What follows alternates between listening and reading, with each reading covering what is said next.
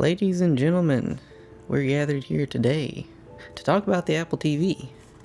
Now, a lot of us thought that Apple would be updating the Apple TV with something like an A14X, along with the Mac event where we got the M1 Apple Silicon Macs, but fortunately that didn't happen. So the question that we're trying to answer today is the Apple TV 4K still relevant in 2020?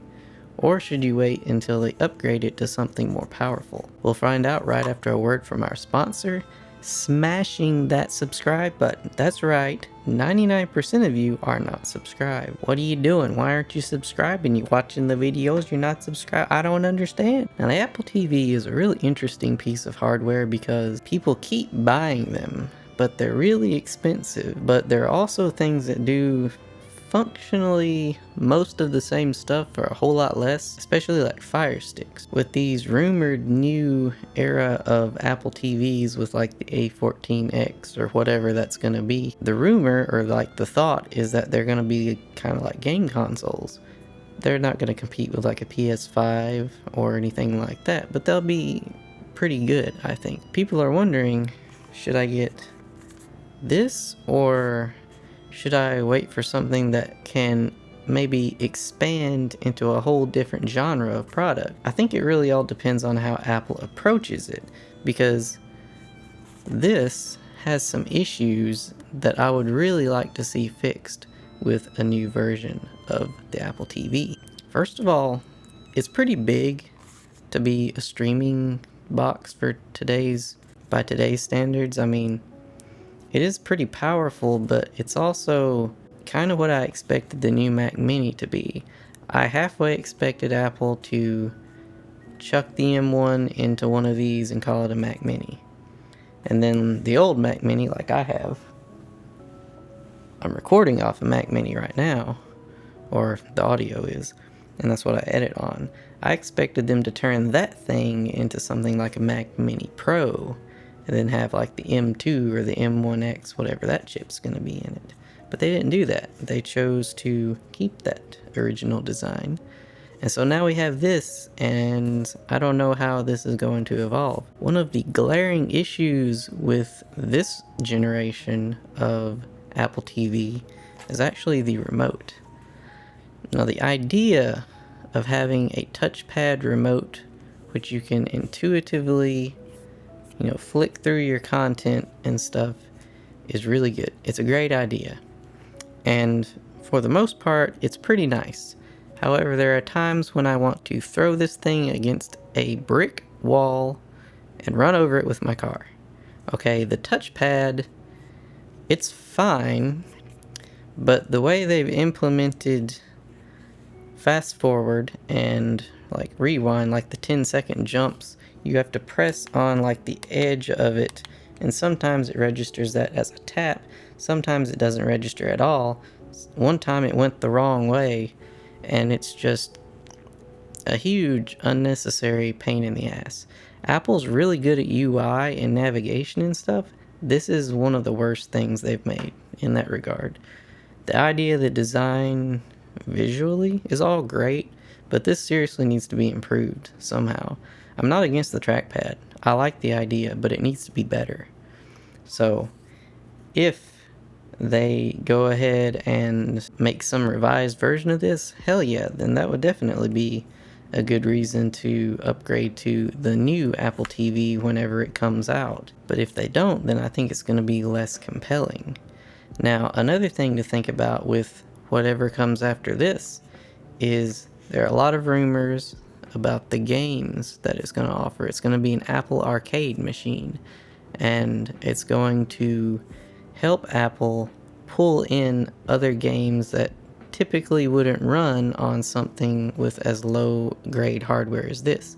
This is an A10X, I think, which is the same chip that ran in my 2018 iPad Pro, I think. And I mean, this is a lot of thermal headroom for a chip that runs in a fanless iPad Pro. They could stick something substantially more powerful in here, I think, especially with the advancements with the A14 and the performance we're seeing out of the M1 chip in those preliminary benchmarks.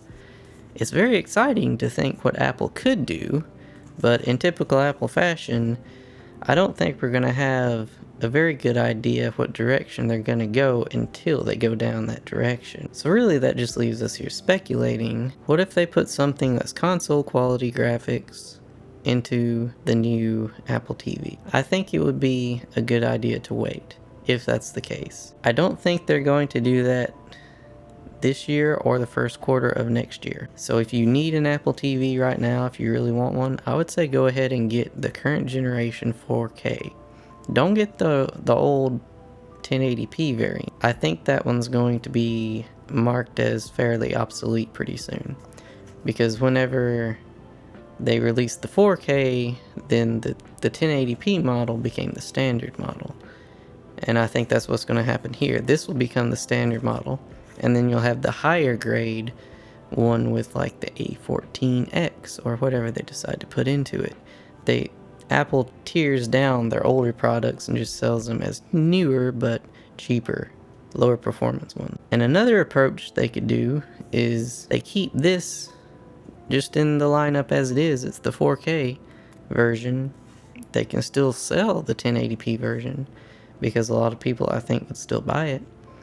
But they could then release a more expensive version of this, which has the more powerful processor. And that would be a multimedia machine plus a living room game machine.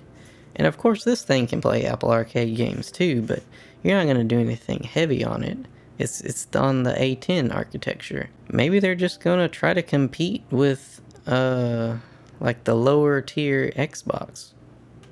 That would be interesting to see. All their stuff already supports the popular controllers, so you can use your Xbox or PlayStation controller on these already. And it's really interesting to think what types of games would come to the platform if they actually give it the graphics horsepower to do so.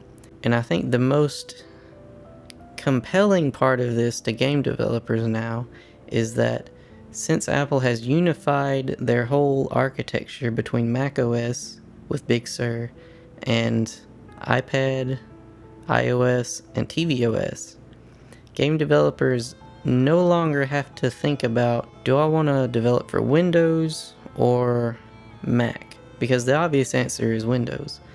Hardly anyone plays games on Mac.